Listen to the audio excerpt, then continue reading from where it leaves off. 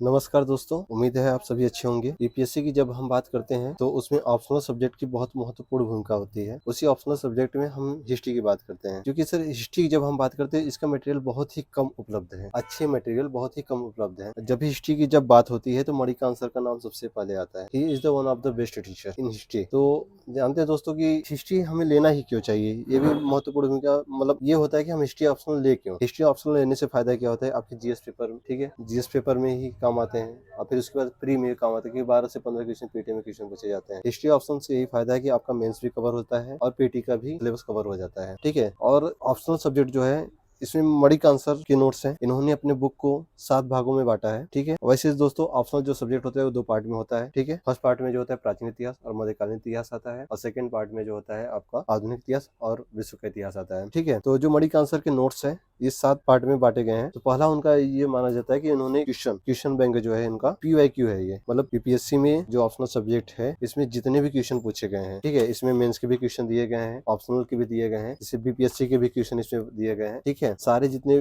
PYQ इसमें दिए गए हिस्ट्री क्वेश्चन सारे इसमें उपलब्ध है। आपके ऑप्शनल सब्जेक्ट के सारे क्वेश्चन इसमें है। इसको आप पढ़ेंगे तो आपको ये पता चलेगा कि हमें किस सब टॉपिक को कितना पढ़ना है, किस पे जोर देना है, ठीक है। इसको इसीलिए ही बनाया गया है कि आप प्रीवियस ईयर क्वेश्चन आपको भटकना न पड़े कहीं। इन्होंने एक बुक बना दिया है, बुक लिस्ट में ही सारे क्वेश्चन दे दिए, सारे टॉपिक से सारे क्वेश्चन दिए गए हैं, ठीक है। तो आप इसको पढ़ेंगे तो इससे काफी आपको फायदा मिलेगा, ठीक है। फिर उसके बाद हम दोस्तों बात करते हैं फर्स्ट पार्ट की। फर्स्ट पार्ट में जो आता है हमारा एंशिएंट हिस्ट्री होता है। तो एंशिएंट हिस्ट्री में आपको बुक दिखा देता हूँ, ठीक है। ये एंशिएंट हिस्ट्री है। एंशिएंट हिस्ट्री जब आप ओपन करेंगे तो इसमें सर ने इसको 12 पार्ट में भागा है, ठीक है, 12 अध्याय में इसको बांटा है।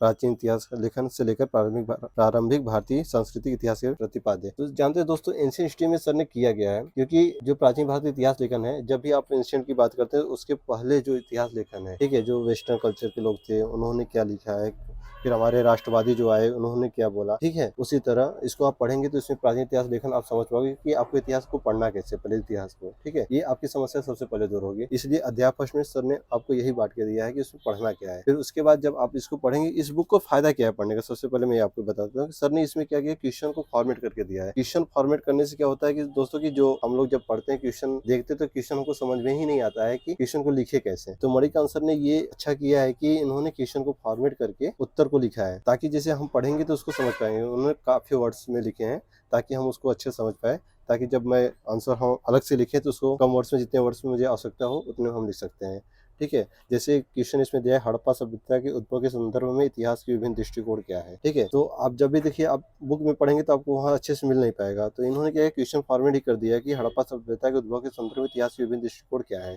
ठीक है। इस तरह एंशिएंट हिस्ट्री में सर ने सारे बांट के दिया गया है।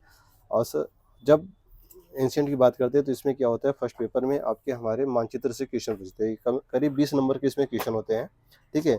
मानचित्र बहुत ही जरूरी है जब आप क्वेश्चन लिखेंगे, ठीक है। इतिहास में तो है कि आप कोई भी स्टेट में अगर युद्ध हो रहा है तो उसको वहाँ दर्शाना पड़ता है, इस राज्य में युद्ध हो रहा है तो उसको मैपिंग के थ्रू दिखाना पड़ता है। तो इसमें क्या होता है, 20 नंबर के केवल मैपिंग से ही क्वेश्चन पूछे जाते हैं एंशिएंट हिस्ट्री में। तो इसमें क्या किया है सर ने, पूरा मैप इसमें किया गया है, ठीक है। फिर जब आप ओपन करेंगे इसको तो देखेंगे आरंभिक मानव शिकारी एवं खाद्य संग्राहक जब थे तो लाखों वर्ष लगभग 1000 ईसा पूर्व तक में जो थी, जो स्थान है, ठीक है, उसको यहाँ दिया गया है। और फिर यहाँ पे सर ने मैप में क्या है, नंबर वाइज लिखा है, ठीक है, नंबर डाल दे 1 2 4 3 5। तो ये जो दिया गया है आप वहाँ पे सर्च करेंगे ये किस जगह पे है, ठीक है। फिर इसको देख लेंगे। फिर अगर आपको यहाँ पे नहीं समझ में आता है तो आप इसको आगे पलटेंगे तो यहाँ पे दिखा है, उसके बारे में दिया गया है। सोवन घाटी कहाँ पे स्थित है, कैसे है, कहाँ पे है, फिर समतन कहाँ है, पहलगाम कहाँ है, ये सारे सर ने 25 वर्ड 20 वर्ड 15 वर्ड में ये सारे दिया है। ये आपको लिखना भी पड़ता है, ऑप्शन जब आप देंगे तो वहाँ पे आपको भरना भी पड़ेगा, ठीक है। ये एंशिएंट हिस्ट्री की बात हो गई दोस्तों। फिर आप मध्यकालीन की बात करते हैं, ठीक है। जब मध्यकालीन की बात करते हैं तो उसके पहले हमें पूर्व मध्यकाल पढ़ना पड़ता है। पूर्व मध्यकाल क्या है आपका, देखिए दोस्तों, पूर्व मध्यकाल में आपको पढ़ने क्या होंगे, ठीक है। इसमें क्या होता है कि पूर्व मध्यकाल में भारतीय इतिहास के अध्ययन स्रोत, सामंतवाद, राजपूतों का उद्गम उदय, पाल प्रतिहार, राष्ट्रकूट, चोल काल, पूर्व मध्यकाल में अर्थव्यवस्था, समाज, धर्म, विज्ञान, तकनीकी तत्व, ठीक है। अब पूर्व मध्यकाल जो है आपको 750 ईस्वी से 1200 ईस्वी तक रहता है। फिर आप मध्यकाल में पढ़ेंगे, फिर 1200 ईस्वी से आपका शुरू हो जाता है, ठीक है दोस्तों। फिर इसके बाद मध्यकालीन में आ जाते हैं। मध्यकालीन भारत में देखिए कौन कौन से टॉपिक दिए गए हैं, ठीक है। मध्यकालीन भारत इतिहास का अध्ययन, अरबों के सिंधु विजय, भारत में तुर्कों का आगमन, दिल्ली सल्तनत, इसे इन्होंने मराठा तक सर ने मध्यकालीन को बांटा है, ठीक है। फिर उसके बाद सारे बुक में आप देखोगे, सारे बुक में आपको थोड़े मटेरियल पढ़ने के लिए दिए गए हैं, ठीक है। उसके बाद सर ने क्वेश्चन को क्या किया, फॉर्मेट कर दिया है। देख रहे हैं क्वेश्चन को फॉर्मेट कर दिया गया है। सारे क्वेश्चन को जब फॉर्मेट करके दिया जाएगा तो उसमें क्या आपको उत्तर लेखन में आपको समस्या नहीं आएगी, आपको समझ में अच्छे तरीके से आएगा। जैसे देखिए, खिलाफत की सीमा तक दिल्ली के सुल्तानों की विधिक प्राधिकार का स्रोत एवं स्वीकृति थी, ठीक है। इस तरह क्वेश्चन को फॉर्मेट किया गया है।